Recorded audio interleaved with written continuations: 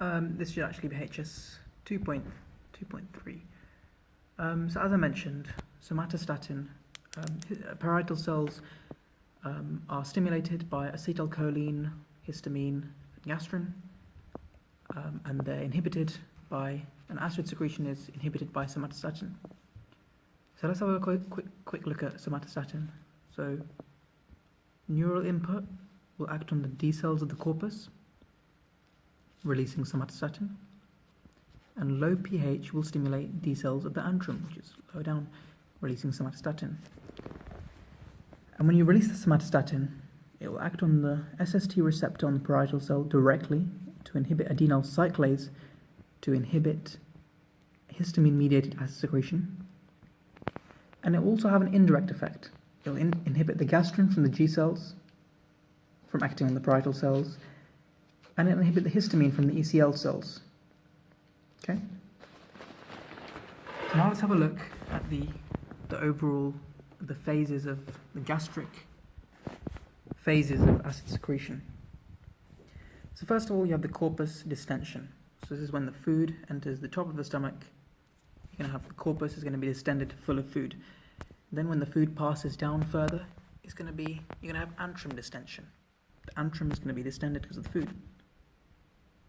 And then once you've secreted the acid, once you've secreted the enzymes required for the digestion, then the lumen environment inside the antrum is going to change. And this is called, this part of the phase is the antrum luminal environment, and this causes various secretions. So these are the gastric acid, the phases of gastric acid secretion. So first of all, let's look at the corpus distension. Well, when the corpus is distended, then you're going to get vagal stimulation. And vagal stimulation is acetylcholine, it's parasympathetic. Acetylcholine does three things. It'll act on the parietal cells, as we mentioned, directly, releasing acid. It'll act on the ECL cells to release histamine, to cause acid production via histamine. And it will also inhibit the corpus D cells from releasing somatostatin, and therefore somatostatin won't be able to inhibit acid production. So the whole purpose of the corpus distension phase is to cause acid secretion. Now moving on to the antrum distension. Well, when the antrum gets distended and the food moves further down, you're going to get vagal stimulation also. Now this will result in slightly different to the corpus distension. It will release acetylcholine, which will inhibit the antrum D cells, so you're going to get less somatostatin, and therefore you won't be able to inhibit the parietal cells, G cells, or ECL cells, which will, it will help the acid production. And the vagal stimulation will also cause the release of gastrin-releasing peptide, which, as you can probably guess, it causes gastrin release from the G cells of the antrum. And gastrin, remember, gastrin causes parietal cells to release acid. It's one of the stimulants of acid release, and it does it by two ways: direct as well as indirect, via histamine, by acting on the ECL cells. And finally, once the whole digestion happens in the stomach, then the luminal environment inside the lumen of the antrum will change as a result of this, all these acid and things. So the antrum pH will fall due to this whole acid secretion, and the proton levels will rise, right? And you also get protein digestion.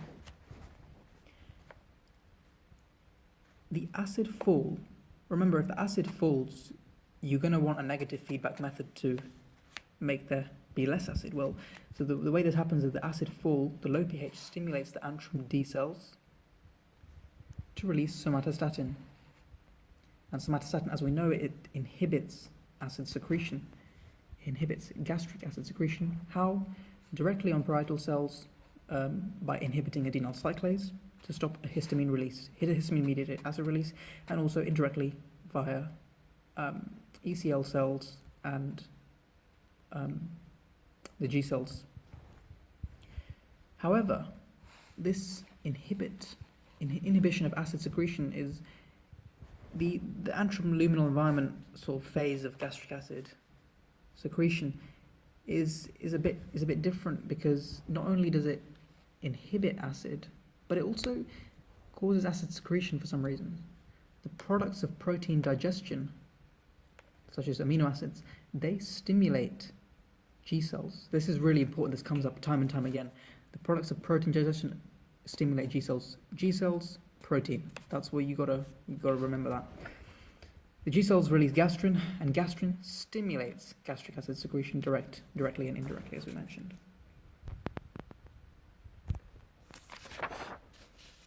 So once the food has gone from the stomach, from the corpus of the stomach to the antrum of the stomach, through the pylorus into the duodenum, then it changes the duodenum and jejunum luminal environment.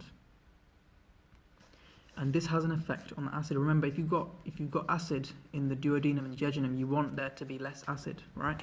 So it's negative feedback essentially. Fat and acid stimulate duodenal S cells to release secretin.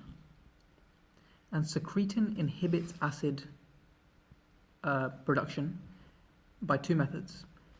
It inhibits gastrin release from G cells in the antrum, and it stimulates somatostatin release from D cells. And these two things inhibit acid secretion. Now the duodenum, not only does it have S cells, but it also has I cells. And these are stimulated by fat. You remember that I is fat. This comes up time and time again. Just like protein is G cells, fat is I cells, fat and acid is S cells. So fat stimulates duodenal and jejunum S cells. I cells release cholecystokinin. And cholecystokinin inhibits parietal cell acid secretion. So the duodenum and jejunum luminal environment is fat and acid. This stimulates duodenal S cells and jejunum I cells to release secretin and cholecystokinin, which inhibit acid secretion. So let's have a look at what inhibits acid secretion. Acid secretion is inhibited by cholecystokinin and somatostatin, which I haven't got here, as well as secretin from the duodenal S cells. It's also inhibited by GIP, VIP, neurotensin, peptide, and prostaglandins. There's also pharmacological inhibitors of acid release. There's two inhibitors. There's PPIs, proton pump inhibitors, and there's histamine receptor antagonists. Protein pump inhibitors such as omeprazole, they inhibit the hydrogen potassium pump on the parietal cells, as I mentioned, which therefore inhibits acid secretion. And it's very effective because it stops the pumps themselves, right? Whereas cimetidine and ranitidine, the histamine receptor antagonists, they're competitive antagonists of the histamine receptor on parietal cells, so they act on parietal cells. They inhibit histamine-mediated acid secretion. Because remember, there's the three receptors. There's the M3 muscarinic receptor for acetylcholine. There's the cholecystokinin receptor for gastrin, and the H2 histamine receptor for histamine. So why would you need these pharmacological inhibitors? Well, if you've got peptic ulcer disease, peptic ulcer disease, gastroesophageal reflux disease, Barrett's metaplasia, dysplepsia, or Ellison syndrome, Zollinger-Ellison syndrome. If you recall back to the previous lecture on functions of the mouth and esophagus and related diseases, if you got Zollinger-Ellison syndrome, then it results in a gastrin-secreting tumor. The gastrin-secreting tumor will result in increased acid secretion. Increased acid secretion makes it more likely to have gastroesophageal reflux disease.